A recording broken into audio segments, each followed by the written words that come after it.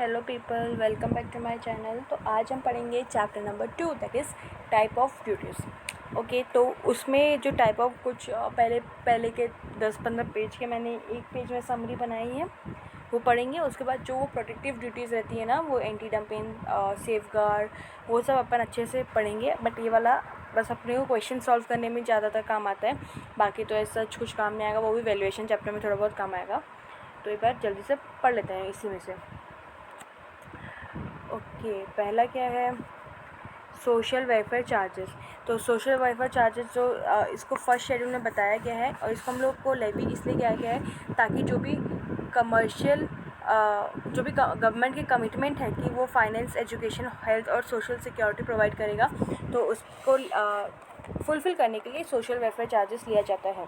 ठीक है, और ये बेसिकली 10% लगता है। 10% हमेशा हमेशा हमेशा टैक्स पे लगेगा, दैट इज़ BCD पे लगेगा, बेसिक कस्टम ड्यूटी पे लगेगा। ठीक है, और फिलहाल के लिए सोशल वेलफेयर चार्जेस जो IGST में और GST सेस में है वो एग्जाम्प्ट हो रखा है। उसके बाद एक रोड एंड इंफ्रास्ट्रक्चर सेस लगता है, not very important point of view. इसको हम बेसिक कुछ क्वेश्चंस नहीं आते हैं, बट ये जो भी लगता है ये मोटर स्पिरिट या हाई स्पीड डीजल में लगता है, 8% लीटर में लगता है, 8 रुपीज़ पर लीटर में लगता है। ठीक है, और ये इम्पोर्टेंट इंटू इंडिया फॉर मतलब जो भी इंफ्रास्ट्रक्चर प्रोजेक्ट है उसको फाइनेंस करने के लिए ये लिया जाता है। उसके बाद सेक्शन नंबर 3 सबसेक्शन 1 में हमारा एडिशनल ड्यूटी ऑफ कस्टम लगता है, दैट इज़ CVD। और सेक्शन नंबर 3 सबसेक्शन 5 में हमारा special additional duty of custom लगता है, दैट इज स्पेशल CVD। तो इसको कैसे कैलकुलेट करते हैं, तो सबसे पहले जो हम अंडर वैल्यूएशन चैप्टर में जो एसेसेबल वैल्यू पढ़ेंगे वो हमारा एसेसेबल वैल्यू आ जाएगा, उसमें हमारा BCD लग जाएगा। BCD ही एक ऐसा टैक्स है जो कि हमेशा कस्टम एक्ट में रहता है, बाकी जो भी टाइप्स ऑफ ड्यूटीज़ हैं वो कस्टम टैरिफ एक्ट की ड्यूटीज़ हैं। तो जो BCD है वो अंडर सेक्शन 12 हमारा चार्जिंग सेक्शन है उस पर लगेगा, तो BCD जो लगेगा वो अंडर सेक्शन 12 लगेगा। तो उसमें हमको एसेसेबल वैल्यू में हमको BCD निकाल लेना है, वैल्यू निकल आएगा, उस पर हमको CVD निकालना है। अब जो CVD निकालना है आप देख सकते हैं मैंने मार्क कर रखा है। सबसे पहले एसेसेबल वैल्यू हमारा A है, जो बेसिक कस्टम ड्यूटी लगेगा वो B है, दोनों को प्लस कर देंगे तो वैल्यू हमारा निकल जाएगा C है। और जो भी हमको CVD निकालना है सेक्शन 3 सबसेक्शन 1 वो हम C में निकालेंगे, that is assessable value plus BCD निकालेंगे। एंड जो हमारा सोशल वेलफेयर चार्जेस निकलेगा वो B एंड D में निकलेगा, BCD में निकलेगा एंड हमारा CVD में निकलेगा। ठीक है, अगर आप पहले से कस्टम पढ़ रखें तो भी आपको इसमें कंफ्यूज नहीं होना है कि पहले तो हम खाली अभी सोशल वेलफेयर चार्जेस सिर्फ और सिर्फ उसमें लगाते हैं, किसमें लगाते हैं, BCD में, क्योंकि हमारा IGST जो हमें है उसमें तो हमारा एग्जाम्प्ट है। ठीक है, इसलिए हमारा उसमें सोशल वेलफेयर चार्जेस नहीं लगेगा। तो यहाँ पे CVD में एग्जाम नहीं है तो CVD खैर अभी तो है बचा ही नहीं, बट इनकेस अगर कोई क्वेश्चन आ जाता है तो जो सोशल वेलफेयर चार्जेस हैं वो आपके basic custom duty plus CVD में लगेगा। ठीक है, तो इससे आपका वैल्यू निकल जाएगा एंड अभी जो वैल्यू निकला उसमें आपका स्पेशल CVD लग जाएगा। तो टोटल आपका निकल जाएगा एंड टोटल जो टैक्सेस ऐड करेंगे that is B plus D plus E plus G, तो आपका टोटल कस्टम ड्यूटी निकल आएगा। याद रखना सोशल वेलफेयर चार्जेस यहाँ पे BCD में एंड CVD में निकाला है, स्पेशल CVD में नहीं निकाला है। उसके बाद अभी क्या आने लगे है, अभी सेक्शन नंबर 3 सबसेक्शन 7 IGST लगने लगे हैं, जो गुड्स एंड आर्टिकल जो कि इंपोर्टेड इनटू इंडिया होते हैं, और जो IGST लगेगा एज पर सेक्शन नंबर 5 लगेगा वो एक्सीड नहीं होना चाहिए 40% से। और सबसेक्शन 3 सबसेक्शन 7 में तो हमारा IGST टैक्सेस के बारे में बात कर रहा है एंड 3 सबसेक्शन 8 में हमारे एसेसेबल वैल्यू के बारे में बात कर रहा है। तो अगेन हमको यहाँ पे एसेसेबल वैल्यू अंडर सेक्शन 14 निकाल लेना है, उससे हमको BCD ऐड करना है एंड सोशल वेलफेयर चार्जेस हमको BCD में निकालना है। तीनों को ऐड कर लेना है, जो वैल्यू आएगा उसमें हमको IGST पे कर लेना है। अभी जो IGST social welfare charges IGST में एग्जेम्प्ट है। क्लियर है? Similarly GST compensation cess again section number 8 है GST कंपनसेशन एक्ट का, इसमें भी हमारा गुड्स आर्टिकल्स जो कि इंपोर्टेड इनटू इंडिया उसमें लगेगा। ये 3-9 है, 3-7 IGST है, 3-8 उसका मोड है, 3-9 GST कंपनसेशन सेस है एंड 3-10 उसका मोड है। इसमें भी एसेसेबल वैल्यू प्लस BCD लग जाएगा, सोशल वेलफेयर चार्जेस BCD में लग जाएगा, तीनों को ऐड करेंगे वैल्यू निकलेगा, वैल्यू में अपने को GST सेस निकालना है एंड इसमें अगेन हमारा सोशल वेलफेयर चार्जेस नहीं लगेगा। अगर एक क्वेश्चन है जिसमें हमको दोनों पे करना है, IGST भी पे करना है और सेस भी पे करना है, तो अगर हमको while computing IGST cess IGST and cess GST shall not be included, मतलब अगर हमको देखो यहाँ पे मैं आपको एग्जांपल से बताती हूँ। एसेसेबल वैल्यू है, अगर हमको दोनों पे करना है तो फर्स्ट वैल्यू तो हम सेम निकालेंगे, assessable value plus BCD plus SWS और BCD निकाल के तीनों को प्लस कर लेंगे। अब जो ये वैल्यू हमारा है फॉर सपोज वो D है, तो पहले हम IGST निकालेंगे ऑन D, फिर जीएसटी सेस निकालेंगे ना, उसमें आईजीएसटी को ऐड नहीं करेंगे। अगेन हमको जो जीएसटी सेस निकालना है वो वैल्यू में निकाल लेना है। क्लियर है? मतलब हमको जब भी अगर हम आईजीएसटी कैलकुलेट करें तो सेस या आईजीएसटी को इंक्लूड नहीं करेंगे, और अगर हम जीएसटी सेस कैलकुलेट करें तो अगेन हमारा जीएसटी सेस और आईजीएसटी इंक्लूड नहीं होगा। ठीक है, तो यहाँ पे अपन क्या क्या पढ़े, तो सबसे पहले तो सेक्शन नंबर 12 हमारा बीसीडी है, उसके बाद 3.1 हमारा सीवीडी है, 3.5 हमारा स्पेशल सीवीडी है, 3.7 आईजीएसटी है, 3.8 उसका मोड है, 3.9 सेस है, 3.10 उसका मोड है। अब एक नया आया था दैट इज़ 3.8 है और 3.10 है। तो 3.8 है हमारा 8 है, एज 8 है क्योंकि वो आईजीएसटी के बारे में बात कर रहे हैं, 10 है क्योंकि वो सेस के बारे में बात कर रहे हैं। तो यहाँ पे बेसिकली क्या है बताती हूँ। तो बिफोर अगर हमारा with respect to warehouse goods में है, तो अगर हम क्लियर कर before clearance for home consumption अगर हम गुड्स डिपॉजिट करें वेयर हाउस में, तो अपने पास जब भी गुड्स आता है तो हमारे पास दो ऑप्शन होते हैं, आइदर हम उसको वेयर हाउस में ट्रांसफ़र कर सकते हैं या फिर हम अपने पास के अपने होम कंजप्शन के लिए ट्रांसफ़र कर सकते हैं।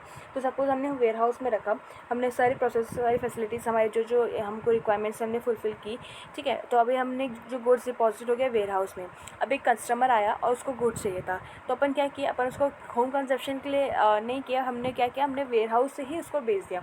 अब वो वेयर हाउस से डायरेक्ट उसके गोदाम में चला जाएगा।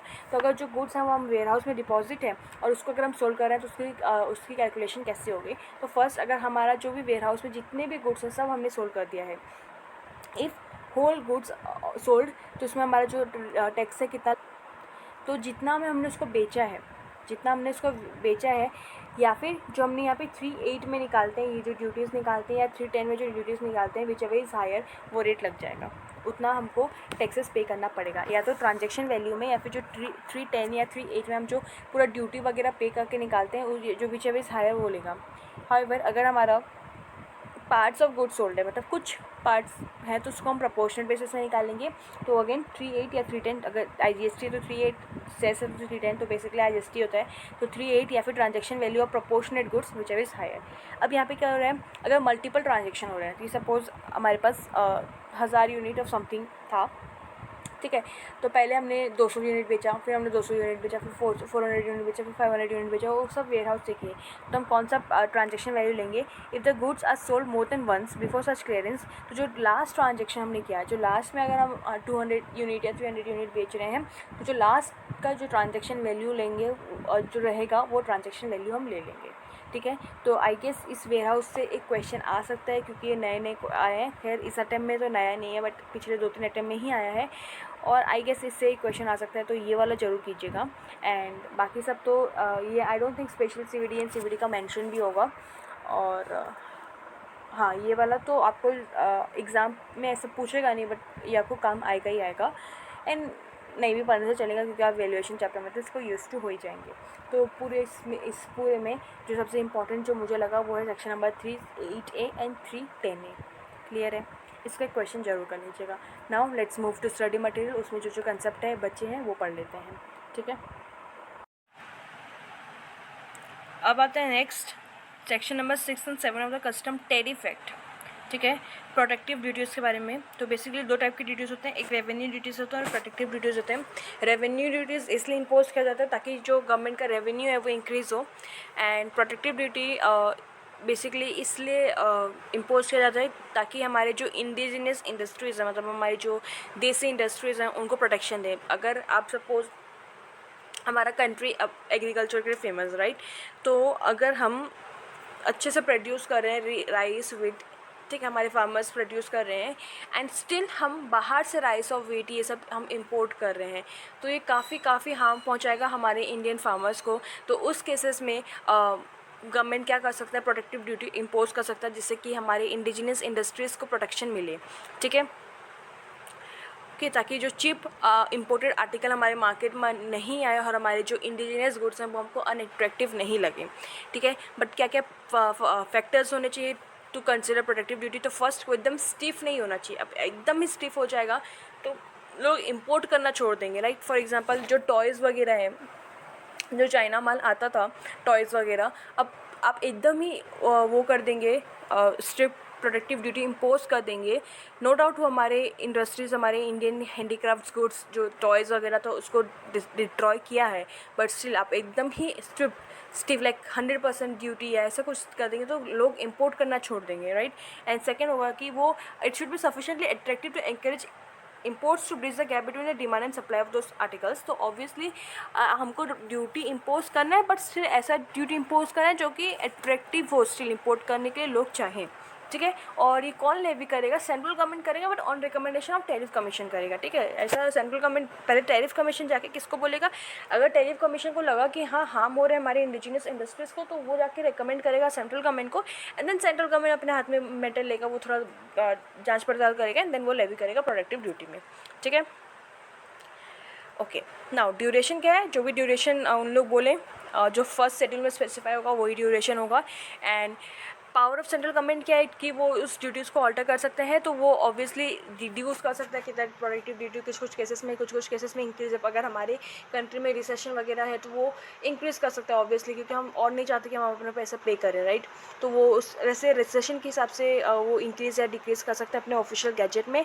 However such duty shall be alter only where satisfied after such inquiry as a thing necessary that the such duty has become ineffective और excessive for the purpose of securing the protection okay intended to okay. तो यहाँ पे ये बोल रहा है कि जो भी ऑल्टर होगा ऐसे बिना कोई रीज़न से नहीं होना चाहिए। अगर सेटिस्फाई है कि हाँ प्रोटेक्टिव ड्यूटी कहीं बहुत कम लगाए हैं हम या फिर बहुत एक्सेसिव लगाए हैं, तो ही ऑल्टर कर सकते हैं सेंट्रल गवर्नमेंट। और बेसिकली अगर आपको इंक्रीज़ करना है, स्पेशली अगर आपको प्रोटेक्टिव ड्यूटी को इंक्रीज़ करना है, मतलब इंक्रीज़ करना मतलब थोड़ा स्टिफ बनाना, तो उसके लिए आपको पार्लियामेंट में नोटिफिकेशन जो आप इशू करेंगे उसको पहले रखना है। पार्लियामेंट वाले अगर कोई चेंजेस रिकमेंड करेंगे तो आपको उसको चेंजेस करके इशू करना है नोटिफिकेशन। बेसिकली पार्लियामेंट का परमिशन चाहिए आपको, ठीक है। उसके बाद यहाँ पे ये था section number 6 and 7 of the custom tariff act. उसके बाद section number 8 of custom tariff act that is emergency power to impose या एनहेंस एक्सपोर्ट ड्यूटीज़। तो सेंट्रल गवर्नमेंट के पास पावर है कि वो इम्पोज या एनहेंस कर सकता है export duties by making amendment of second schedule, ठीक है। ऑफिशियल गैजेट में नोटिफिकेशन इशू करेगा। एंड कंडीशन क्या स्पेसिफाई होना चाहिए कि गुड्स मे और may not be specified in second schedule, और सेंट्रल गवर्नमेंट सेटिस्फाई के जो सर्कमस्टेंसेस एग्जिस्ट कर रहा है which render it necessary for the imposition और अरेंजमेंट ऑफ एक्सपोर्ट ड्यूटीज। तो एक्सपोर्ट ड्यूटीज तो बेसिकली गवर्नमेंट नहीं लगाती हैं, बट अगर ऐसा कोई सर्कमस्टेंसेस या सिचुएशन आ गया कि उसको लगाना पड़ जाएगा, ठीक है। जैसे अपने इंडिया में ही कुछ प्रोडक्ट्स की कमी है, राइट। अगर हमारे जो इंडियन लोग हैं वो ही उसको कंज्यूम नहीं कर पा रहे, उतनी कमी, इतनी स्कैर्सिटी, और उसके अलावा अगर एक्सपोर्ट करें तो ऑब्वियसली उसमें कुछ एक्सपोर्ट ड्यूटीज़ वगैरह बैन वगैरह लग सकता है। तो यहीं पे है कि अगर ऐसा कोई सर्कमस्टेंसेस आएगा जिसमें ये इम्पोजिशन इसको एनहेंस करना ज़रूरी हो जाएगा तो हम एक्सपोर्ट ड्यूटी लगाएंगे। जैसे यहाँ पे एग्जांपल दिया है कि समर सीजन में जो प्रोडक्शन करते हैं मिल्क वो काफ़ी कम हो जाता है as compared with other season. If the available milk is not available to meet the requirement of the people, the government may impose enhance the duty और एक्सपोर्ट ऑफ मिल्क पाउडर और stop the export of milk powder. Clear है। उसके बाद section 8A है that is emergency power to impose और enhance import duties. तो central government के पास अगेन पावर है कि वो इम्पोर्ट ड्यूटीज़ को फर्दर एनहेंस कर सकता है, या कोई आर्टिकल में अगर इम्पोर्ट ड्यूटी नहीं है तो उसमें वो इम्पोज भी कर सकता है, ठीक है। इन द फॉलोइंग कंडीशन सेटिस्फाई हो गई कि गुड्स फर्स्ट में शेड्यूल में स्पेसिफाई होना चाहिए एंड ऐसा कोई सर्कमस्टेंसेस एग्जिस्ट होना चाहिए, ठीक है। And central government shall not issue any notification under this section unless the earlier notification amending the rate of duty has been placed before the parliament. Okay. Now अभी important आता है। अभी जो हम 3 टाइप की ड्यूटीज़ पढ़ेंगे उसमें से एक क्वेश्चन तो एग्जाम में आता ही आता है, ठीक है। चाहे उसका प्रैक्टिकल क्वेश्चन आ जाता है, चाहे उसका थ्योरी क्वेश्चन आ जाता है। लास्ट टाइम उसका थ्योरी क्वेश्चन आया था, आई गेस एंटी डंपिंग के ऊपर कुछ एक आया था, ठीक है। तो ये वाला क्वेश्चन, ये अभी जो वीडियोज़ आगे फर्दर प्रोसीड होंगे वो ज़रूर देखना है। फर्स्ट है 8B, सेक्शन नंबर 8B। हमने 8 पढ़ा, 8A पढ़ा, अभी हम 8B पढ़ रहे हैं, that is safeguard duty. Safeguard duty, okay. तो किस किस सर्कमस्टेंसेस में हमारा सेफगार्ड ड्यूटी लगेगा? सेंट्रल गवर्नमेंट इम्पोज करेगा अगर उसको लग रहा है कि an article is imported into India in increase quantity, ठीक है, बहुत सारा बल्क में अगर माल आ रहा है बाहर से, and such increase importation is causing a threatening the cost of serious injury to domestic industry. और वो जो बहुत सारे, जैसे कि वो जो चाइना प्रोडक्ट्स हुए थे हमारे, टॉयज़ वगैरह एकदम सस्ते सस्ते में बहुत सारे आ जा रहे थे, तो जो इंडिया मैन्युफैक्चर थे इन जो वो प्रोड्यूस करते थे टॉयज़, उन लोग पूरे बैंकरप्ट हो गए, राइट। तो कोई भी आर्टिकल जो कि इंपोर्ट हो रहा है इनटू इंडिया एक बहुत ही इंक्रीज क्वांटिटीज़ में, और such increase importation is causing या फिर threatening to the threaten serious injury to the domestic industry. तो जो ये सेंट्रल गवर्नमेंट क्या कर सकता है, ड्यूटी इम्पोज कर सकता है ऑफिशियल गैजेट में नोटिफिकेशन लाके। इसकी ऑब्जेक्टिविटी क्या है, यही है कि ये इम्पोज करें ताकि जो हमारे डोमेस्टिक इंडस्ट्री का इंटरेस्ट है वो प्रोटेक्ट रहे और उसको काफ़ी कम्पिटिटिव बनाए, यही सब है, ठीक है। उसके बाद यहाँ पे है ड्यूरेशन ऑफ सेफगार्ड क्या होना चाहिए, फॉर 4 years होना चाहिए, for a period of 4 years of the date of its imposition. उसके बाद point which merit consideration, safeguard duties product specific, that is safeguard duties applicable only certain article. तो ये ऐसा नहीं है टाइम स्पेसिफिक है कि आप for the time being, like suppose corona virus में इस पेंडेमिक के सिचुएशन में आप कुछ भी इंपोर्ट कर रहे हैं तो उसमें सेफगार्ड ड्यूटी लगे, ऐसा नहीं होना चाहिए। एक आर्टिकल बेस्ड होना चाहिए। अगर आप कोरोना पेंडेमिक सिचुएशन में कुछ सपोज एक्स आर्टिकल मंगवाएंगे तो उसमें आपको सेफगार्ड ड्यूटी होगा। तो ये बेसिकली यहाँ पे यही बोल रहा है कि ये आर्टिकल स्पेसिफिक है, ना कि टाइम स्पेसिफिक है। दूसरा है the duty is in addition to any other duty in respect of such goods levy under this act और any other for the timing in force. And third है एजुकेशन सेस एंड सेकेंडरी, हाँ तो ये जो education cess और secondary and higher education cess हम पे करते हैं वो हमारा सेफगार्ड ड्यूटी में नहीं लगेगा। एंड सेकेंड बोल रहा है कि जो सेफगार्ड ड्यूटी है वो in addition to other duties लगेगा। ऐसा नहीं कि इम्पोर्ट ड्यूटी BCD वगैरह हटा के इसको लगेगा, वो इन एडिशन लगेगा। तो फर्स्ट हमने क्या पढ़ा कि वो आर्टिकल स्पेसिफिक होगा, एडिशन होगा एंड एजुकेशन सेस वगैरह नहीं लगेगा। अगेन इसमें हमने 4 years पढ़ा, हाइवर ये एक्सटेंड हो सकता है 10 years तक, रिस्ट्रिक्टेड टू 10 years है, मतलब वो एक्सटेंशन हो सकता है अगर उसको लग रहा है कि हमने, क्योंकि ये जो हमने जब से सेफगार्ड ड्यूटी लगाया है तब से जो हमारी डोमेस्टिक इंडस्ट्री है वो मेजर्स ले रही है कि वो सच इंजरी में एडजस्ट हो, तो हम उसको इम्पोज करे रखेंगे, बट मैक्सिमम हम 10 years तक इसको इम्पोज कर सकते हैं। उसके बाद जो भी कस्टम एक्ट के प्रोविजंस है सब इसमें लगेंगे, रूल्स रेगुलेशंस और अपील्स, रिफंड, इंटरेस्ट, ऑफेंसेस सब इसमें लगेंगे। हाउएवर कुछ एग्जेम्पशन है कि कुछ केसेस में हम सेफगार्ड ड्यूटी नहीं लगा सकते। अब वो एग्जेम्पशन पढ़ते हैं हम। फर्स्ट है अगर हम आर्टिकल इंपोर्ट करें डेवलपिंग कंट्री से, तो बेसिकली 2 टाइप के कंट्रीज होते हैं, डेवलप्ड मतलब जो कुछ क्राइटेरिया रहता है, और एक होता है डेवलपिंग, राइट। 2 टाइप के कंट्रीज होते हैं, डेवलप एंड डेवलपिंग। तो यहाँ पे अगर हम कोई भी डेवलपिंग कंट्री से मंगा रहे हैं articles originating from developing country, so long as the share of import of that article from that country does not exceed 3% of total import of that, मतलब सपोज मैं मैंगो, ओके, मैं mangoes import कर रही हूँ, तो suppose total अगर मैं 1000 mangoes 100 mangoes import करती हूँ, ओके, सपोज़ मैं इंपोर्ट कर रही हूँ मैंगोज़, राइट। तो अगर सपोज़ मैं 100 मैंगोज़ इंपोर्ट करती हूँ तो उसमें से अगर 3 मैंगोज़ तक डेवलपिंग कंट्री से आ सकते हैं, मतलब कि अगर share of import of that article, एक आर्टिकल लाइक मैंगो उस कंट्री से up to 3% of total import of that article into India आ सकता है। उससे ज़्यादा अगर आ रहा है तो उसमें हम सेफगार्ड ड्यूटीज़ लगा सकते हैं, ठीक है। तो अगर मेरे पास 100 लाख के मैंगोज़ इंपोर्ट कर रही हूँ तो उसमें से सिर्फ 3 लाख तक अगर मैं एक डेवलपिंग कंट्री से मंगा रही हूँ तो चलेगा, right. Next, article originating from more than 1 developing country, अगर एक से ज़्यादा, मतलब सपोज 2 कंट्री से एंड दोनों कंट्री डेवलपिंग है, तो so long as a aggregate of import from developing country each with less than 3% import share taken together does not exceed 9%, मतलब ईच से मैं 3% देखूंगी, 3% देखूंगी, बट जैसे वो 9% हो जाएगा ना तब तक ही रहेगा total import of that article, ठीक है। Articles originated from more than 1 developing country so long as the aggregate of import from developing countries each with less than 3 import shares taken together does not exceed 9% of total import of the article into India.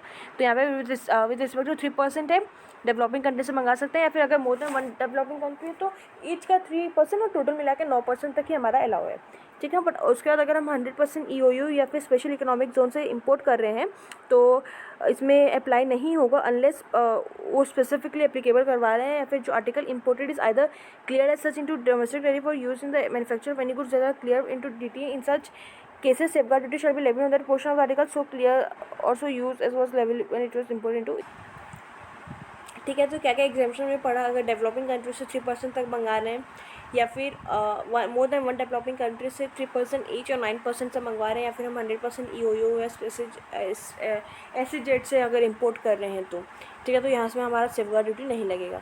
उसके बाद कुछ provisional assessment है, तो central government क्या कर सकता है, वो जो सेफगार्ड ड्यूटी है वो प्रोविजनल बेसिस में भी इम्पोज कर सकता है, मतलब वो प्रिलिमिनरी डिटर्मिनेशन कर रहा है कि हाँ जो इंपोर्ट है वो हमारे इंजरी को, हमारे डोमेस्टिक इंडस्ट्री को इंजॉय कर रहा है, तो उसके बाद वो प्रोविजनली बेसिस में सेफगार्ड ड्यूटी इम्पोज कर दिया है, ठीक है। और ये मैक्सिमम 200 डेज तक हो सकता है।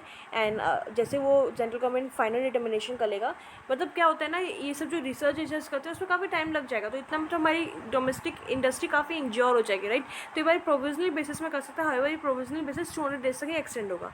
And if after final determination central government is of opinion that the increase import has not cause yet threaten to cause serious injury, तो वो जो ड्यूटी 200 डेज तक लगी हैं वो उसको रिफंड भी कर देगा, ठीक है। वेल एंड गुड, लॉ अच्छा है, किसी का वो नहीं हो रहा है, ठीक है। तो क्वेश्चन पता रहता है short note applicable of safeguard duty under custom tariff act on article impose by EOU and SEZ unit and clear as such into domestic tariff area. तो यही है कि इसमें नहीं लगेगा 100% EOU और SEZ। तो इसमें ये भी बोल रहा है कि सिर्फ जो आर्टिकल क्लियर हो रहा है as such in domestic tariff area के लिए उसमें लगेगा, बाकी किसी में नहीं लगेगा। उसके बाद नेक्स्ट हम आते हैं section number 9 of the custom tariff act, that is countervailing duty on subsidize article. तो इसमें बेसिकली क्या होता है, कोई भी कंट्री, मतलब क्या होता है, मैं आपको एक बार ब्रीफ बता देती हूँ कि सपोज़ एक कंट्री का गवर्नमेंट है, वो गवर्नमेंट उन मैन्युफैक्चरर्स को सब्सिडी देते हैं। लाइक फॉर एग्जांपल अगर उनको कुछ एक्सपोर्ट करना है इंडिया में, राइट, तो उनको कॉस्ट लग जाता है 100 रुपीज़, बट वो एक्सपोर्ट कर रहे हैं, वो एक्सपोर्ट कर रहे हैं इंडिया में फॉर अराउंड 80 रुपीज़, और जो 20 रुपीज़ का वो जो लॉस सह रहे हैं वो उनको गवर्नमेंट प्रोवाइड कर दे रहा है।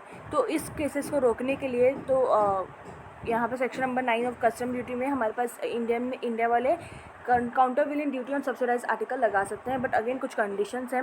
फर्स्ट हम कैसे मानेंगे कि हमको सब्सिडाइज आर्टिकल हो रहा है, तो कोई भी कंट्री या टेरिटरी अगर वो डायरेक्टली या इनडायरेक्टली पे करिए सब्सिडी अपन, चाहे वो मैन्युफैक्चर कर रहा है, प्रोडक्शन कर रहा है, एक्सपोर्टेशन कर रहा है उस आर्टिकल का, और वो सच सब्सिडी हमको इंक्लूड होगा। जैसे फॉर एग्जांपल ट्रांसपोर्टेशन के लिए सब्सिडी दे रहे हैं, और वो जो आर्टिकल्स हैं जिसमें सब्सिडी मिल रहा है वो इंडिया में आ रहा है, और वो डायरेक्टली और इनडायरेक्टली कहीं से भी हो सकता है, मे और मे नॉट भी directly from the country of the manufacture, मतलब वो घुमा फिरा के चैनल को यहाँ से कहीं और ले जा रहे हैं, वहाँ से वैसे कर रहे हैं।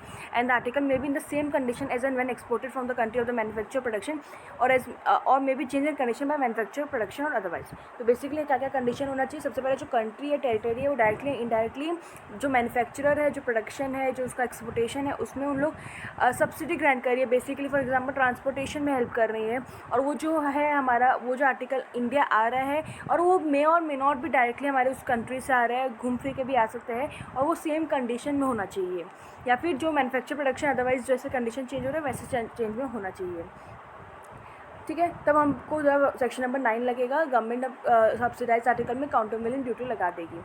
बट यहाँ पे है कि हम कब मानेंगे कि हाँ उस कंट्री ने, उस टेरिटरी ने सब्सिडी दिया है, तो कुछ ये 3 इंपॉर्टेंट है कि हम कब मानेंगे कि subsidy is deemed to be exist. तो अगर कोई भी फाइनेंशियल कंट्रीब्यूशन कर रहा है गवर्नमेंट, चाहे गवर्नमेंट कर रहा है, कोई भी पब्लिक बॉडी कर रहा है फाइनेंशियल कंट्रीब्यूशन एक्सपोर्टिंग के लिए या उस आर्टिकल को प्रोड्यूस करने के लिए, उस कंट्रीब्यूशन में हमारा ग्रांट हो सकता है, या फिर लोन दे रहा है, या फिर लोन को वेवर कर दे रहा है, मतलब जो लोन लिया है तुमको लोन रिपेमेंट करने की ज़रूरत नहीं है, ऐसे एक्सेट्रा। और ये जो लोन वगैरह है वो गवर्नमेंट को ड्यू है ना, ऐसा नहीं कि कोई एक नॉर्मल इंसान पब्लिक कर रहा है तो चलो। बट यहाँ पे फाइनेंशियल कंट्रीब्यूशन में गवर्नमेंट या कोई पब्लिक बॉडी होना चाहिए जो कि कुछ इंसेंटिव्स दे रहे हैं, मतलब ग्रांट्स दे रहे हैं, लोन्स दे रहे हैं, या वेवर ऑफ रेवेन्यू देते रहे।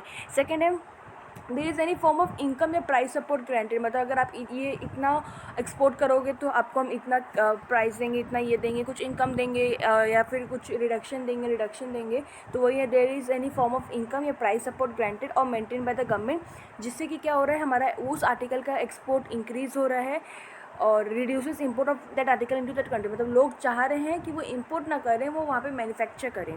एंड थर्ड है कि गवर्नमेंट क्या कर सकता है, पेमेंट कर सकते हैं एक फंडिंग मैकेनिज्म को और इंटरेस्ट से डायरेक्ट प्राइवेट बॉडी, मतलब गवर्नमेंट क्या करेगा, गवर्नमेंट बहुत चालू चीज़ है राइट, तो गवर्नमेंट कुछ पैसा देगा तो समझ में आएगा, तो वो क्या करेगा, प्राइवेट बॉडी को सारे पेमेंट्स करेगा एंड वो प्राइवेट बॉडी क्या करेगा, प्राइवेट बॉडी ये सब काम करेगा, मतलब वो कैरी आउट फंक्शंस करेगा जो कि नॉर्मली सब्सिडी देगा वगैरह। तो अगर गवर्नमेंट उसमें फंडिंग कर रही है तो अगेन ये भी हमारा हम मान लेंगे कि डीम टू बी सब्सिडी है, ठीक है।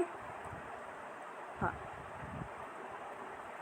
और उसका जो ये प्रैक्टिस है, no real sense differ from the practice normally followed by the government, okay. उसके बाद यहाँ पे क्या बोल रहे हैं, anti circumvention measure in respect of countervailing duty. तो यहाँ पे क्या हो रहा है ना, एंटी सर्कमवेंशन मतलब क्या, सर्कमवेंशन मतलब आप कुछ छुपाना चाह रहे हैं, ठीक है, मतलब दिस मीन्स कि अगर आप, मतलब कि क्या हो रहा है, हम आर्टिकल मतलब सब्सिडी मिली है बट जो कंट्रीज़ जिनको मिली हैं वो छुपाना चाह रहे हैं। कैसे छुपा सकते हैं, आइदर ऑल्टर करें उनका डिस्क्रिप्शन या name of composition of that article. तो बेसिकली ये वाला जो फर्स्ट पॉइंट है ना, ये मेडिसिन में बहुत होता है कि मेडिसिन में ना कई कंपोजिशन के, ऑब्वियसली अब मेडिसिन के अंदर क्या है वो आपके हमारे बॉडी के लिए अच्छा रहता है राइट, तो कंपोजिशन रहते हैं, तो बहुत सारे कंपोजिशन के अलग अलग ब्रांड निकाल देते हैं, ठीक है। तो इसीलिए हम देखते हैं कि फ़ीवर की बहुत सारी मेडिसिन होती है, कोल्ड की बहुत सारी मेडिसिन होती हैं, तो उन्हें क्या करते हैं, either name of the medicine या description of the medicine change कर देते हैं, कंपोजिशन वही रहता है। तो अगर यही यूँ कह रहे हैं कि वो डिस्क्रिप्शन को चेंज कर रहे हैं या कंपोजिशन ऑफ द आर्टिकल को चेंज कर रहे हैं, नेम को चेंज कर रहे हैं और सेम चीज़ को इम्पोर्ट कर रहे हैं, और मतलब अगर आपको एक गुड्स के लिए सब्सिडी मिल रही है तो ताकि लोगों को पता ना चले, बल्कि उसी सेम प्रोसेस में वो क्या कर रहे हैं, दूसरा नाम का कुछ निकाल दे रहे हैं आर्टिकल जिसमें अगेन सब्सिडी मिल रही है, तो इसको हम बोलेंगे एंटी कन्वर्सन मेजर।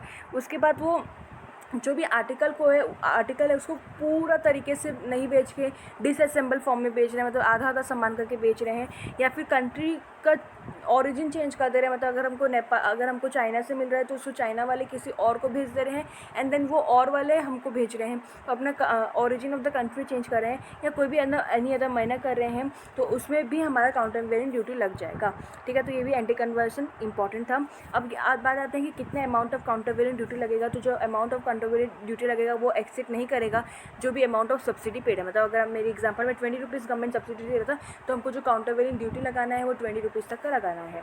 अब यहाँ पे क्या क्या समझना है कि ड्यूटी इन एडिशन टू, ये ऑब्वियसली इन एडिशन टू लगेगा, अलग से मतलब BCD लगेगा, उसके साथ साथ काउंटर वेरिएंट ड्यूटी लगेगा, और ये क्या बोलते हैं, हाँ, और काउंटर वेरिएंट ड्यूटी तब तक हम नहीं लगाएंगे जब तक हमको ये ना पता चल जाए कि एक्सपोर्ट परफॉर्मेंस के ऊपर सब्सिडी है। अब बहुत सारे कुछ हो सकता है कि गवर्नमेंट उस कंट्री की गवर्नमेंट गुड फेथ में सब्सिडी दे रही हो, ठीक है, ताकि मैन्युफैक्चर प्रोड्यूस करना चाहते हो या उनके कंट्री में मैन्युफैक्चर को मतलब इंक्रीज़ करना चाहते हो, ऐसा कुछ करना चाहते हो तो इट्स ओके, बट हमको ये सबसे देखना है कि जो सब्सिडी अगर मिल रही है एक्सपोर्ट परफॉर्मेंस को इंक्रीज़ करने के लिए तो वो हमारे लिए काउंटर वेरिएंट ड्यूटी लगेगा, वरना नहीं लगेगा। और subsidy related to use of domestic goods over imported goods, ठीक है, तो मतलब इन द एक्सपोर्ट आर्टिकल तो वो मतलब ज़्यादा इंपोर्ट करने की जगह ज़्यादा खुद से बना के एक्सपोर्ट कर रहे हैं, तो वो भी हमारे आराम नहीं होगा कि क्यों लोग खुद से बना रहे हैं, ऑब्वियसली गवर्नमेंट को सब्सिडी देता होगा। And the subsidy has been conferred on a limited number of person engage in the manufacture, और सिर्फ लिमिटेड नंबर ऑफ पर्सन को दे रहे हैं तो होगा। अब यहाँ पे duration of counter variant duty हम 5 साल तक लगा सकते हैं अनलेस रिवोक्ड अर्लियर, ये जो है हम 5 साल तक लगा सकते हैं, और फर्दर ये एक्सटेंड हो सकता है मैक्सिमम पीरियड ऑफ 5 ईयर्स के लिए, ठीक है। सेंट्रल गवर्नमेंट एक्सटेंड कर सकता है अगर वो रिव्यू कर रहा है और उसको लग रहा है कि हाँ इसको अगर हम बंद कर देंगे तो और भी काफ़ी होने लगेगा, मतलब इसका कंटिन्यूशन जरूरी है, नहीं तो काफ़ी सीरियस इंजरी होगा, तो 5 ईयर्स तक एक्सटेंड हो सकता है। और अगर रिव्यू कंप्लीट नहीं हुआ है, मतलब देखो 5 साल के बाद हम पहले 5 साल के लिए हम लगाएंगे, उसके बाद एक रिव्यू पीरियड होगा। अब 2 केस होगा, एक तो रिव्यू खत्म हो गया है, एक रिव्यू खत्म नहीं हुआ है। अगर रिव्यू खत्म हुआ है उसको लगा एक्सटेंड करना है तो और 5 साल के लिए एक्सटेंड हो जाएगा, और अगर रिव्यू खत्म नहीं हुआ है तो सेंट्रल गवर्नमेंट 1 साल और बढ़ाएगा, और वो 1 साल में जब तक रिव्यू नहीं हुआ तब तक अगेन वो फर्दर होगा, और एक पीरियड के बाद वो फिर रिव्यू करेगा, उस हिसाब से निकलेगा आंसर, ठीक है।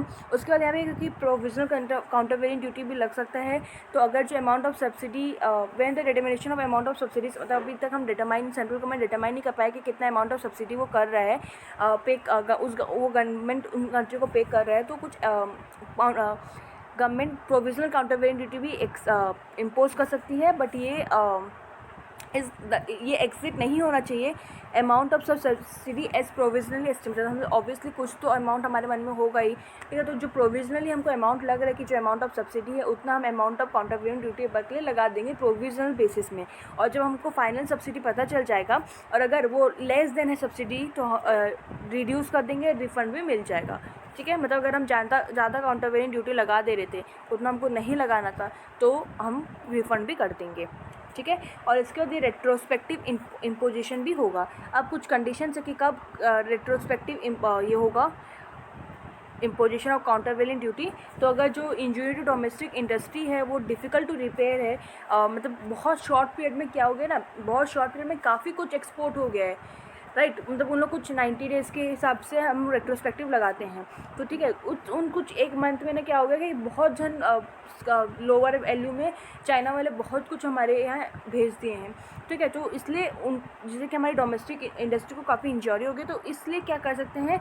वो डिफ़िकल्ट टू रिपेयर है, देयरफॉर हम रेट्रोस्पेक्टिवली काउंटर वेरिएंट ड्यूटी लगा सकते हैं, और in order to preclude recurrence, और ताकि ये रिकरेंस बार बार ना हो इसके लिए भी हम रेट्रोस्पेक्टिवली लगा सकते हैं, बट वो बियॉन्ड 90 डेज़ नहीं होना चाहिए, और उसमें सारे जो कस्टम एक्ट के प्रोविजंस हैं वो एज मुटमुंडिस अप्लाई होगा, ठीक है। अब आते हैं important section, that is anti dumping duty, section number 9A of the custom tariff act. Anti dumping duty में सबसे पहले क्या होता है, एक होता है डंपिंग और एक होता है इंजरी। अगर आप ये दोनों वर्ड समझ जाएंगे तो आपको एंटी डंपिंग ड्यूटी समझने में बहुत ही ईजी हो जाएगा। तो बिफोर पहले हम कुछ पढ़ें, इसमें आपको मैं एक डायग्राम वाइज समझा देती हूँ कि क्या होता है एक्चुअल में, एंटी डंपिंग ड्यूटी कब लगता है। तो यहाँ पे एक सेकेंड,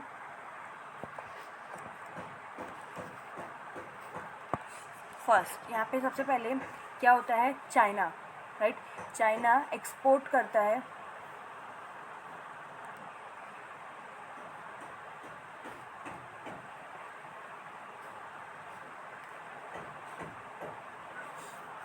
सबसे पहले चाइना क्या करेगा, चाइना एक्सपोर्ट करेगा इंडिया में। सपोज़ वो एक्सपोर्ट प्राइस उसका लग रहा है ₹100, कितना लग रहा है, ₹100 उसका एक्सपोर्ट प्राइस लग रहा है। अब इंडिया में आते आते, मतलब ऑब्वियसली जो इंपोर्ट कर जो मंगवा रहा है चाइना से माल, वो अपना प्रॉफिट रेट करेगा, तो आते आते सपोज़ 110 लग रहा है, ठीक है। तो इसको जो है ना, इसको हम बोलेंगे लैंडेड कॉस्ट। क्या बोलेंगे, लैंडेड कॉस्ट। अब ये हमारा एक्सपोर्ट प्राइस है। अब ये जो चाइना वाला ₹100 में एक्सपोर्ट किया है, उसके खुद के कंट्री में, उसके कंट्री के लोगों को वो जो गुड्स है वो 150 में मिल रहा है, ठीक है। तो ये हमको मिल रहा है 150 में, चाइना वाले अपने चाइना में 150 में बेच रहे हैं, एक्सपोर्ट कर रहे हैं 100 में, ठीक है। तो इनके बीच में जो डिफरेंस है ना, दैट इज़ 150 माइनस 100 जो है ना, इसको हम बोलेंगे क्या, डंपिंग, ठीक है। मतलब 150 का माल को उसको 150 चाइना में लग रहा है, बट इंडिया भेजने के लिए उसको 100 लग रहा है, तो इसको हम बोलेंगे डंपिंग। अब नेक्स्ट यहाँ पे क्या है,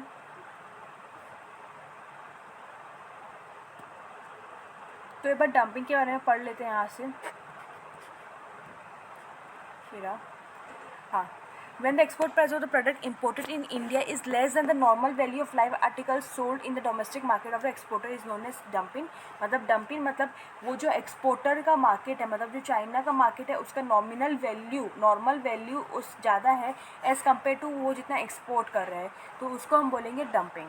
क्लियर है, तो डंपिंग समझ में आया। तो हमारे केस में डंपिंग कितना हुआ, हमारा मार्जिन ऑफ डंपिंग कितना हुआ, 150 माइनस 100 इक्वल्स टू 50, तो हमारा डंपिंग हमारा 50 हुआ। अब नेक्स्ट हम जाते हैं, अब ये इंडिया में हमारा, ये था हमारा LC, that is landed cost, ठीक है। अब इंडिया वाले एक्सपोर्ट कर रहे हैं तो 110 पड़ रहे हैं, सॉरी, अगर इंडिया वाले इंपोर्ट कर रहे हैं तो 110 मिल रहा है, और अगर खुद से बनाएंगे और सेल करेंगे तो 140 पड़ रहा है। दैट मीन्स अगर हम एक्सपोर्ट कर रहे हैं ये वाला, तो हमको सस्ता सॉरी अगर हम अभी आते हैं एंटी डंपिंग के लिए। एंटी डंपिंग के लिए हमको दो चीज़ जानना बहुत ज़रूरी है। एक तो हम डंपिंग किसको बोलते हैं और एक हम इंजरी किसको बोलते हैं। तो एक एग्जांपल से पहले समझते हैं, इसके बाद मैं रीडिंग करवाऊंगी आपको ये सब। पहले बार एग्जांपल समझ लेते हैं, इससे हमारा पूरा कंसेप्ट क्लियर हो जाएगा एंड इसके बाद हम रीडिंग करेंगे तो हमको और अच्छे से पता चलेगा। तो हमारा जो एग्जाम्पल है वो ये है। तो फर्स्ट में क्या हो रहा है, फर्स्ट सिनेरियो, चाइना क्या है ना एक्सपोर्ट कर रहे हैं, चाइना एक्सपोर्ट कर रहे हैं इंडिया को, मतलब इंडिया वाले इंपोर्ट कर रहे हैं चाइना से, राइट। तो जो चाइना वाला है वो 100 रुपीज़ में एक आर्टिकल को एक्सपोर्ट कर रहा है, राइट। 100 रुपीज़ में एक्सपोर्ट कर रहा है, जबकि अगर वो मतलब चाइना वाला अगर उसको इंडिया भेज रहा है वो आर्टिकल को तो वो 100 रुपीज़ में भेज रहा है, पर अगर जब वो चाइना में ही बेचेगा तो वो 150 में बेचेगा। मतलब कि उसका चाइना के अंदर वाले जो कस्टमर्स हैं उनको 150 पड़ेगा, वेरस इंडियन के कस्टमर्स को 100 पड़ेगा। तो इसको हम बोलते हैं क्या, इसको हम बोलते हैं दैट इज़ 150 माइनस 100 को हम बोलते हैं क्या, डंपिंग। ठीक है, तो हमारे यहाँ पे मैंने यहाँ पे बताया, देखो डंपिंग, मीनिंग ऑफ डंपिंग है normal value minus export price. यहाँ पे again dumping is normal value in the exporting market. Exporting market मतलब कौन, जो चाइना एक्सपोर्ट कर रहे हैं, तो चाइना के मार्केट में जो नॉर्मल वैल्यू है वो ज़्यादा है देन जो जितना उसका एक्सपोर्ट प्राइस है, तो उसको हम बोलेंगे डंपिंग। तो यहाँ पे ये बोल रहा है कि अगर ऑल्दो यहाँ पे बोल रहे हैं कि कोई भी कुछ इलीगल या इमोरल नहीं है एक्सपोर्टर के लिए, कि अगर वो नॉर्मल वैल्यू से ज़्यादा, उस नॉर्मल वैल्यू ज़्यादा है एंड देन वो एक्सपोर्ट कर रहे हैं कम में, इसमें कोई भी इलीगल वाली बातें नहीं है, इसको हम एंटी डंपिंग नहीं बोलेंगे। There must be an injury. अब इंजरी क्या है वो मैं बताती हूँ आपको, ठीक है। डंपिंग कोई इलीगल चीज़ नहीं है, खाली डंपिंग हो रहा है दैट डजंट मीन कि हम इसमें एंटी डंपिंग ड्यूटी लगा देंगे। Must be an injury. Injury क्या है, अब हम यहाँ पे हमको इंडिया में भेज रहे हैं 100 रुपीज़ में, तो ऑब्वियसली जो मंगवा रहा है चाइना से वो अपना प्रॉफिट ऐड करेगा, तो उसको टोटल पड़ जा रहा है 110 रुपये। ठीक है, मतलब 100 रुपीज़ से उसको मिल रहा है चाइना से, प्लस 10 रुपये सपोज अपना मार्जिन ऐड किया तो उसको 110 रुपये मिल रहे हैं। ठीक है, अब उसको 110 रुपये मिल रहे हैं, एक सेकेंड में, उसको 110 रुपये मिल रहे हैं, राइट। इस 110 को हम बोलेंगे लैंडेड कॉस्ट। मतलब इंडिया वाले जब चाइना से गुड्स या आर्टिकल्स इंपोर्ट कर रहे हैं, उनको टोटल कॉस्ट लग जा रहा है सपोज 110, उसको 110 हम बोलेंगे लैंडेड कॉस्ट। मतलब इंडियन के कस्टमर को चाइना का माल 110 रुपये में मिलेंगे, वेरएज अगर इंडिया वाले जो बेच रहे हैं, मतलब जो डोमेस्टिक मैन्युफैक्चरर है उन लोग 140 में बेच रहे हैं, तो ऑब्वियसली अब ये जो 140 मतलब 110 इंडिया वाले को 140 में मिलता, बट क्योंकि वो इंपोर्ट कर ले रहे हैं तो उनको 110 में मिल रहा है। तो यहाँ पे इंजरी कितना हो रहा है डोमेस्टिक इंडस्ट्रीज़ को, 30। ठीक है, तब अब यहाँ पे 30 रुपीज़ का इंजरी हो रहा है और यहाँ पे 50 रुपीज़ का डंपिंग हो रहा है। अब हम क्या कर सकते हैं, अब हम इम्पोज कर सकते हैं एंटी डंपिंग ड्यूटी। ठीक है, अब यहाँ पे हम डिटेल से पढ़ते हैं और कितना अमाउंट हम एंटी डंपिंग ड्यूटी करेंगे। ये जो यहाँ पे हमने डंपिंग पढ़ा, हमारा जो डंपिंग है या फिर हमारा जो इंजरी है, विच एवर इज़ लोअर, उसमें उतना हमारा एंटी डंपिंग ड्यूटी लग जाएगा। अभी अब मैं प्लेन अच्छे से रीडिंग करती हूँ, जिस अभी तक समझ नहीं आया तो अभी समझ में आ जाएगा। यहाँ पे सबसे पहले यही बोला है कि डंपिंग क्या होता है। डंपिंग हमारा normal value in the exporting market ज़्यादा है than compare to export price. और यहाँ पे क्या हो रहा है कि इंजरी भी हो रहा है हमारे डोमेस्टिक इंडस्ट्री को। तो अगर ऐसा हो रहा है तो जो कस्टम टैरिफ एक्ट में जो सेंट्रल गवर्नमेंट है वो नोटिफिकेशन डाल सकता है ऑफिशियल गैजेट में और एक एंटी डंपिंग ड्यूटी को इम्पोज कर सकता है, जो कि एक्सीड नहीं होना चाहिए हमारा मार्जिन ऑफ डंपिंग से।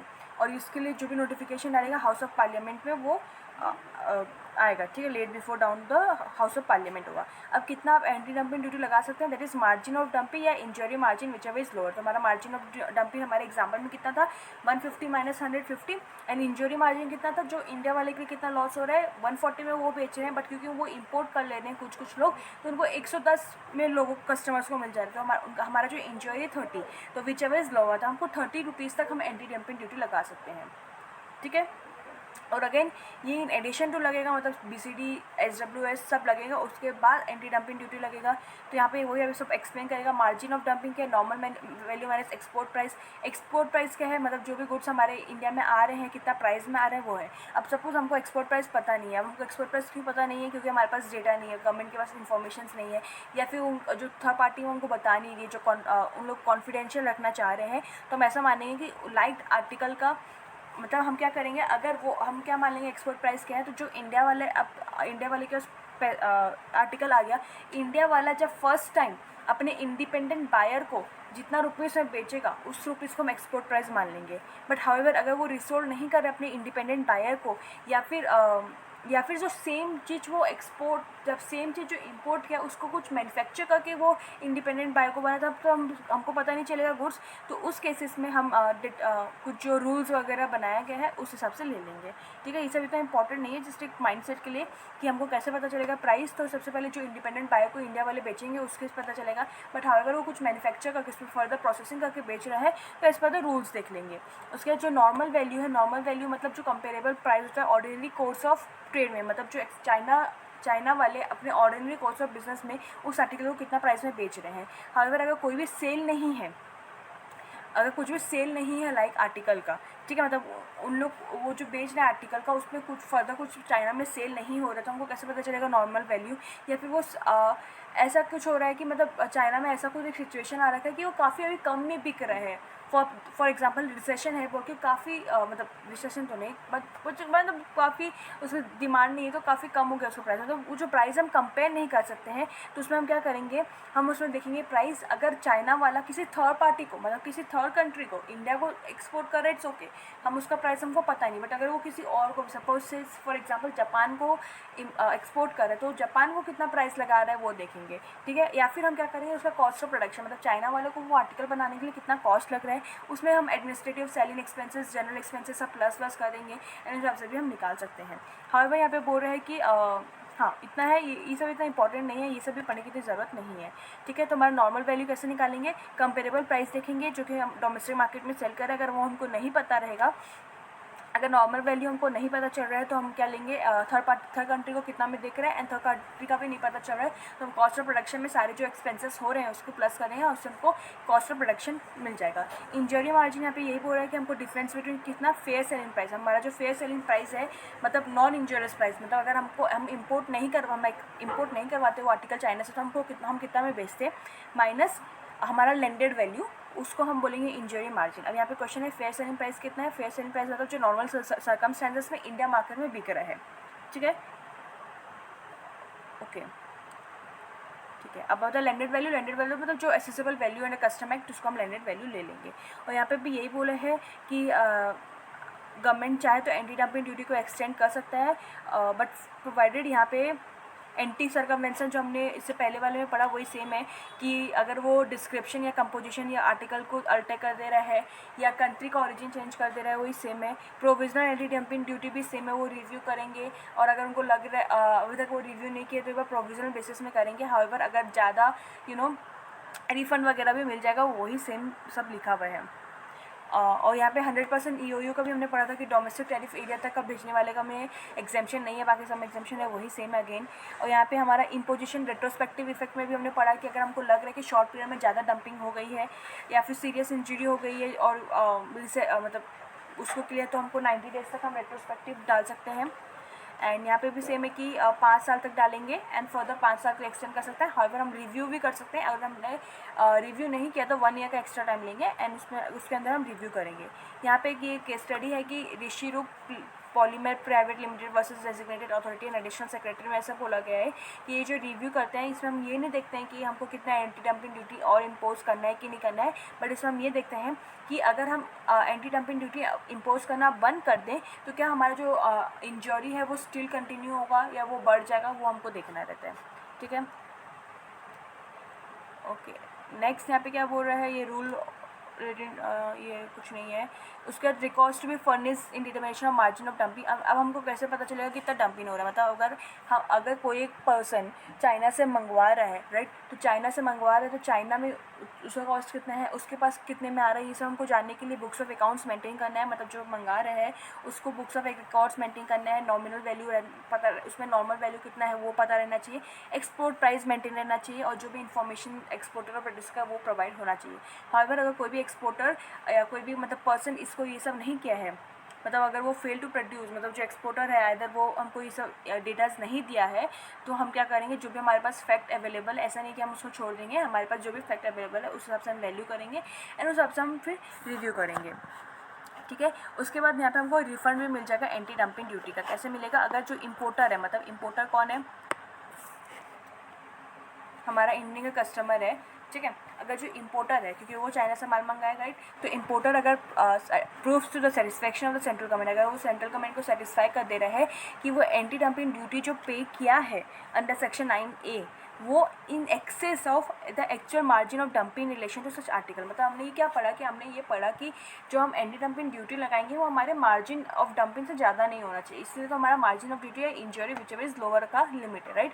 तो अगर इम्पोर्टर प्रूफ कर दे रहा है कि वो जो एंटी डंपिंग ड्यूटी पे किया है वो excess of margin actual margin of dumping है, तो central government as soon as possible उसके एंटी डंपिंग ड्यूटी को रिड्यूस कर देगी, और मतलब excessive of actual margin of dumping जितना हो रहा था उसको रिड्यूस कर देगी in related to such importer या सच आर्टिकल, या अगर वो खाली उस इम्पोर्टर के साथ ऐसा हो रहा है तो उसके साथ ऐसा कर देगी, या फिर उस आर्टिकल को जो भी इम्पोर्ट कर रहा है उनके साथ ऐसा हो रहा है तो उस आर्टिकल के लिए कर देगी। ठीक है, तो वही बताया है। ओके, ठीक है, समझ में आया इतना। एक बार एंटी डंपिंग ड्यूटी इंपॉर्टेंट है, एक बार पॉज करके पढ़ लेना जरूर से। Now illustration 2, what will the date of commencement of the definitive anti dumping duty in the following cases. तो अगर यहाँ पे बोल रहा है कि कोई भी प्रोविजनल ड्यूटी इंपोज नहीं हुआ है, अगर कोई भी प्रोविजनल ड्यूटी इंपोज नहीं हुआ है तो सेंट्रल गवर्नमेंट क्या करेगा, नोटिफिकेशन डालेगा ऑफिशियल गैजेट में कि आज से लेके तुम्हारा एंटी डंपिंग ड्यूटी लगेगा। तो जिस दिन वो date of publication of notification हो रहा है उस दिन हम मान लेंगे।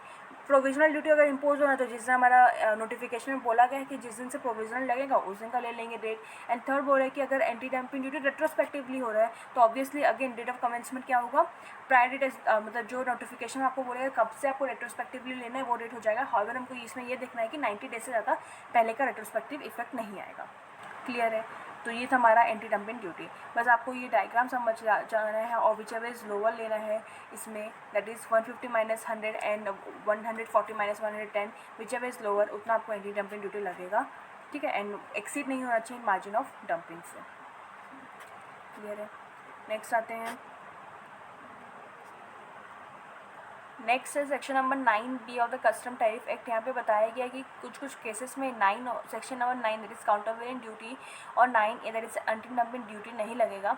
तो कोई भी आर्टिकल में दोनों नहीं लगेगा, मतलब सब्सिडाइज वाला में भी नहीं, मतलब कोई भी आर्टिकल में काउंटरवेरिएंट और एंटी डंपिंग दोनों नहीं लगेगा, आइदर एक लगेगा, या फिर आइदर 9 लगेगा या फिर 9A लगेगा। ठीक है, उसके बाद यहाँ पे बोल रहा है कि काउंटरवेरिएंट और एंटी डंपिंग ड्यूटी लेवी नहीं होगा जस्ट बिकॉज उसका जो लाइक आर्टिकल है वो एग्जेम्प्ट है फ्रॉम द टैक्स। मतलब क्या हो रहा है कि सपोज एक लाइक आर्टिकल है उसमें हमको टैक्स पे नहीं करना, उसमें इंपोर्ट ड्यूटी पे नहीं करना पड़ रहा है, तो बाकी उसके टाइप की जो भी है उसमें हम एडिशनल टैक्सेस लगा दे रहे हैं ताकि हमको हमारा जो प्राइस है, हमारा जो टैक्स वो सब कंपनसेट हो जाए। तो ऐसा नहीं है कि काउंटरवेलिंग और एंटी डंपिंग लेवी नहीं होगा जस्ट बिकॉज जो आर्टिकल्स है वो एग्जेम्प्ट है by a like article when meant for consumption in the country of origin. ठीक है, और थर्ड है this duty shall not be levy on import. ये ड्यूटी नहीं लगेगा अगर हम इंपोर्ट कर रहे हैं from member country of WTO और from a country with whom the government of India has a most favoured nation agreement unless a determination has been made that the import of such article into India threatens material injury to any establish industry in India और material retarded. Okay, तो यहाँ पे बोल रहा है कि अगर हम किसी भी WTO कंट्री से इंपोर्ट कर रहे हैं तो उसमें ये टैक्स नहीं लगेगा, या फिर ऐसा कोई कंट्री से कर रहे हैं जिसमें हमारे इंडिया के गवर्नमेंट का फेवर्ड एग्रीमेंट है, अनलेस अगर ऐसा कुछ एक है कि अगर वो इंटेंशनली चाह रहे हैं कि हमारी कंट्री में मटेरियल इंजरी हो, या फिर हमारी कंट्री में ऐसा कोई एस्टेब्लिश इंडस्ट्री को वो चोट पहुंचाना चाह रहे हैं, तो उसमें फिर हम इसमें लेवी कर सकते हैं। ठीक है, इसमें यही तीनों के ऊपर क्वेश्चन पूछा। फर्स्ट है कि बहुत काउंटरवेलेंट ड्यूटी और एंटी डंपिंग ड्यूटी लग रहा है तो नहीं लग सकता ऐसे। फिर ये एग्जाम्पशन वाला है, तो अगेन एग्जाम्पशन अगर है तो दैट डजंट मीन कि हम एक ही प्रोडक्ट में ड्यूटी लगा दें उसके लाइक वाले में। एंड थर्ड है कि definitive anti dumping duty has been levied on article imported from a member country of world trade organisation, क्योंकि उसमें एक डिटर्मिनेशन था कि वो हमारे इंडिया के इंडस्ट्री को थ्रेटन करना चाह रहे हैं, तो हाँ वो वैलिड हम कर सकते हैं ऐसा। ठीक है, उसके यहाँ पे ये भी बोला गया है, फोर्थ पॉइंट, मतलब यहाँ पे हमने 3 पॉइंट पढ़ा और ये तीनों पॉइंट के ऊपर क्वेश्चन है। और ये फोर्थ पॉइंट है कि जो प्रोविजनल काउंटरवेलिंग ड्यूटी और एंटी डंपिंग ड्यूटी हम जो लेवी करते हैं उन कोई भी आर्टिकल जो कि हम इंपोर्ट करते हैं स्पेसिफाइड कंट्री से, हम वो प्रोविजनल काउंटरवेलिंग ड्यूटी या एंटी डंपिंग ड्यूटी नहीं लगा सकते अनलेस हमारे पास प्रिलिमिनरी फाइंडिंग्स है कि वो जो सब्सिडी या फिर वो जो इंजरी है, वो जो डंपिंग है, वो हमारी डोमेस्टिक इंडस्ट्रीज़ को मतलब ऐसा है कि बिना कोई बात के तुम प्रोविजनल में नहीं लगा सकते हो। ऑब्वियसली तुम्हारे पास कुछ रीज़न होना चाहिए, चाहे वो रीज़न प्राइमा फेसी हो, इट्स ओके, बट तुम्हारे पास कोई रीज़न होना चाहिए कि हाँ वो हमारे डोमेस्टिक इंडस्ट्री को हार्म पहुंचा रहे हैं, इंजरी पहुंचा रहे हैं। ठीक है, ओके, यहाँ पे बोल रहा था point B, that is exemption वाला, WTO वाला और ये वाला। The point BCD mention above shall not be applicable in the case where countervailing has impose on any other. हाँ, और हाँ हाउएवर अगर हमको वही है यार, यहाँ पे अगर एग्जाम्पशन वाला हम अगर B या C या D में अगर ऐसा इंटेंशन से किया जा रहा है कि हमारे कंट्री की इंडस्ट्री को वो हार्म पहुँचाना चाह रहे हैं, तो अगेन हम उसमें ड्यूटी लगा सकते हैं।